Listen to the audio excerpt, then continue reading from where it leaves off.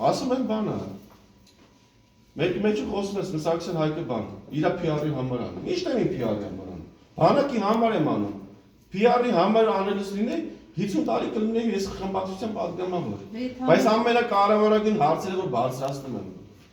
Ինչի համար հարաբերությունները չէ՞ փչանում դրա արդյունքում։ Նախարարների հետ, գործադիր իշխանության ներկայացուցիչների հետ հարաբերությունն է փչանում։ Բնականաբար, որ մարդու խնդիրների մասին խոսում ես, հարաբերությունն է փչանում։ 2 տարի խնդրում եմ պաշտպանության նախարարին։ Ասում եմ բանակում շաբաթը մեկ է զորքը լողանում։ Հնարավորություն ստեղծենք թող ամեն օր լողանա։ Ինչի՞ց է խնդիրը ծագի։ 24 թվականի պատգամավորներից մեկը փակ մեր հանդիպման ժամանակ հարց տվեց թոքաբորբով զոհ ենք ունեցել։ Մահվան դեպք ենք ունեցել բանակում, որ Սարաջորով հավանաբար լողացել էր։ Դե ասեց մենակ մեր բանակում չի, որ շաբաթը մեկ է, բազմաթիվ բանակները տենց է։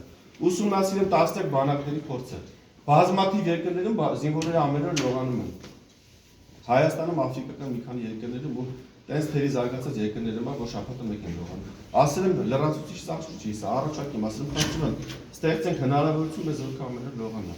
Դե 2 տարի անցել է այս վիճակն է։ Հա հիմա ունենք որոշ տեղեր, նոր կառուցված տեղեր, բայց փոքր տոկոսակազմում որ զորքը կարող է ամեն օր լողանա։ Բայց մեծամասամբ մեր տեղեքը շաբաթը մեկ են լողանում։ Դե թող պաշտպանության նախարարության ղեկավար կազմը շաբաթը մեկ լողանա։ Դե թող ուրեմն միջև այդ խնդիրը չլուծեն, իրանք շաբաթը մի անգամ լողանան։ Տենամ կարան,